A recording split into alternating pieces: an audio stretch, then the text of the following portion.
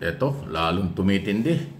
Ine-expose na po ni Commodore J. Tariela ng Philippine Coast Guard na meron daw pong 10,000 social media account ang nagpapakalat ng fake news para lang siraan ang gobyerno sa issue ng West Philippine Sea na ngayon ay under investigation nila, under monitoring. Ganong karami. Kung Pilipino yan lahat, grabe. Meron 10,000 pasaway. Meron 10,000 na makapili.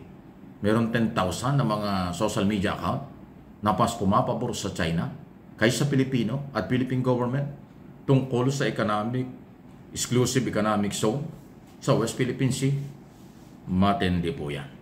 Dahil dyan, double time daw po ang Coast Guard at ang Philippine government na kilalanin,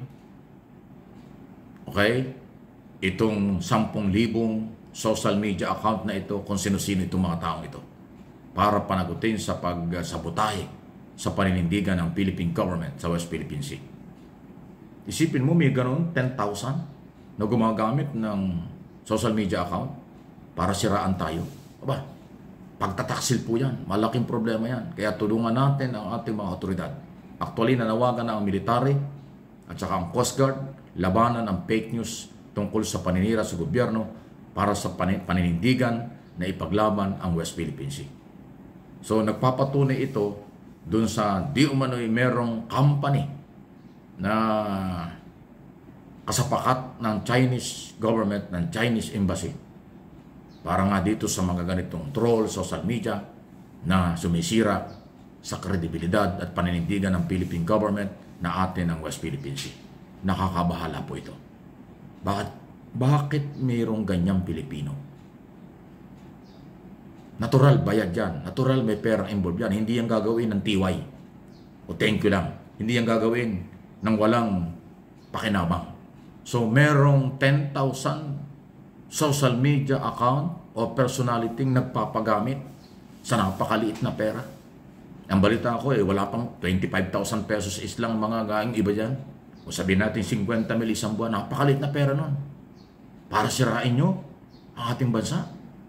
Para ipagpalit nyo ang ating bansa sa kagustuhan ng China. Hindi kayo naaawa at nahihiya dun sa inyong pamilya, asawa at mga anak at magiging apo na kayo ay makapili, naging traidor o taksil sa bayan, kapalit ng barya na perang ibinabayad sa inyo para sirain ang kredibilidad ng gobyerno. At hindi naman masisira kahit anong gawin kasi majority ng mga Pilipino ay naniniwala at sumusuporta sa Marcos administration ipaglaban ang West Philippine Sea. Mabuti pa yung Google company sa international ni-recognize na mayroong West Philippine Sea. Kaya nga iyak dyan ang China. So ngayon, ito pala ang sinasabi ni Commodore Tariela. More or less 10,000 Sino yung mga Pilipino yan? Kung halimbawa mayroong isang tao, 3, 4 ang account para lang manira, may pananagutan pa rin. Paalala lang, hindi po pananakot. Malalim po ang ugnayan ng mga otoridad sa mga social media company. At siguradong ma-identify kayo sa susunod na araw. Mag-iiyakan kayo pag nag-imbestiga. Magagaya kayo doon sa ibang mga vlogger na ang tatapang sa mga paghahayag sa kanilang mga social media account. Nung imbestigahan, lahat umamin, nag-iyakan, nagsorry na sila ay fake news. Ganyan ang mangyayari sa inyo. At dapat lang suportahan natin ang investigasyon at pagharap ng kaso, pag-identify sa mga taong may pagkatraidor ang dating, kapalit ng bariyang pera para ipagtanggol ang China. Grabe po ang pang-aabusong ginagawa ng China sa West Philippine Sea at mga Pilipino. Hindi lang ho sa China, sa West Philippine Sea. Di ba dito sa Metro Manila at kung saan lugar? Yung ating pulis, yung ating military at COMELEC, napasok na ng espiya. May mga espiya nang nahuli. Under investigation ng NBI at ng pulis. Laganap yung mga espiya, nagsasabotahe.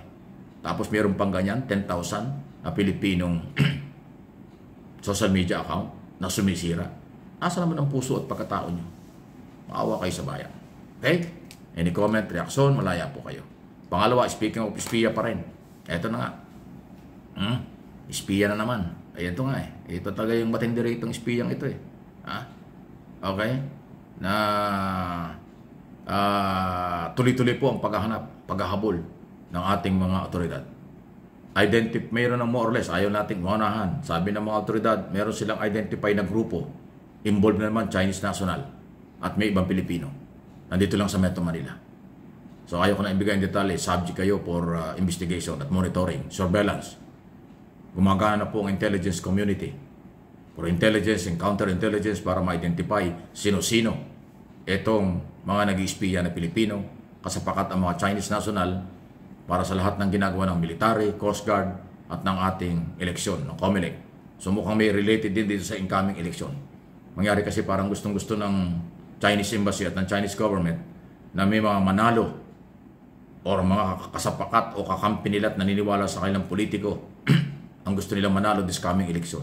So yan pwede nang sabihin pakikialam. Kasi ang Chinese government o anumang gobyerno walang pakialam sa political exercise at hindi sila dapat makialam sa politika sa loob ng Pilipinas. Pero nakakaduda na po itong Chinese government at Chinese Embassy.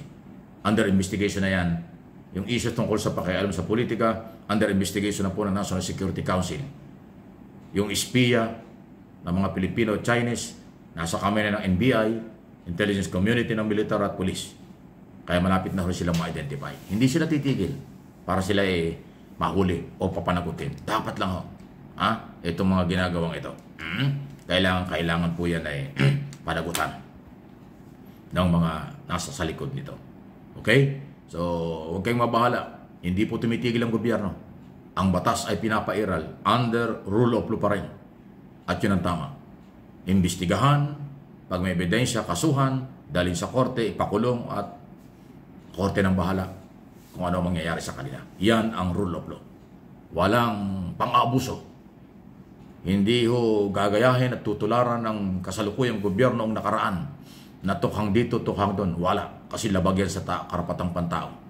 Batas ang magpaparusa kung kinakailangan sa mga taong umaabuso sa kapangyarihan at kanilang sa ating demokrasya. Ayan po.